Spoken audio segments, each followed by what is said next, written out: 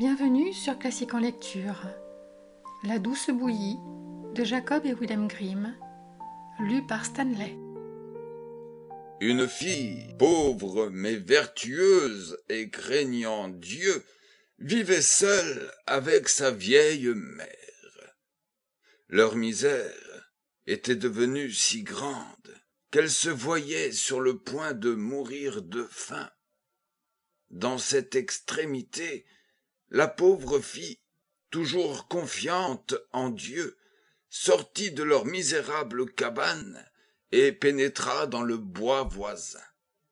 Elle ne tarda pas à rencontrer une vieille femme qui, devinant, c'était une fée, la détresse de la jeune fille, lui donna un petit pot, bien précieux vraiment. « Tu n'auras qu'à prononcer ces 3 mots, dit la vieille.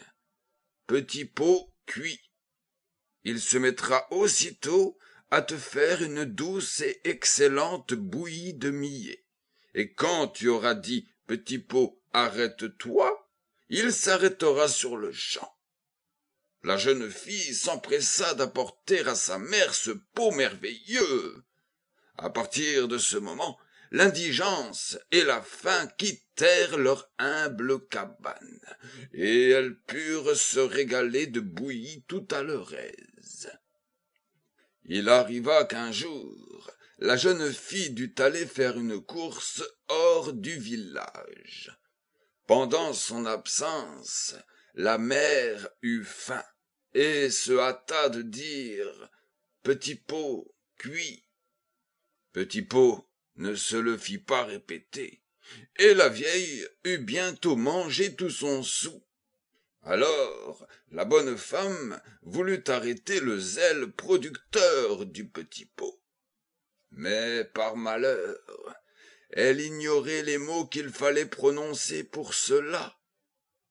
Maître Petit Pot continua donc de cuire,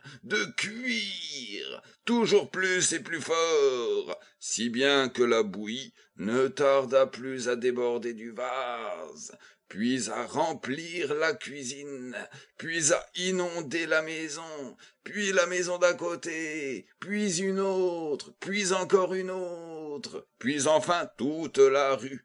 Et du train dont il y allait, on eût dit qu'il voulait noyer le monde entier.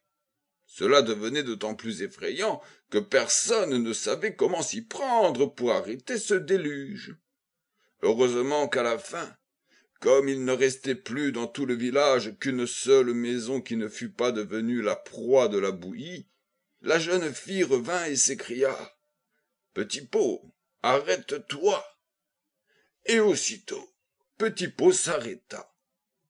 Les habitants du village, qui désirèrent rentrer dans leur maison, n'en durent pas moins avaler beaucoup plus de bouillie qu'ils n'en voulaient.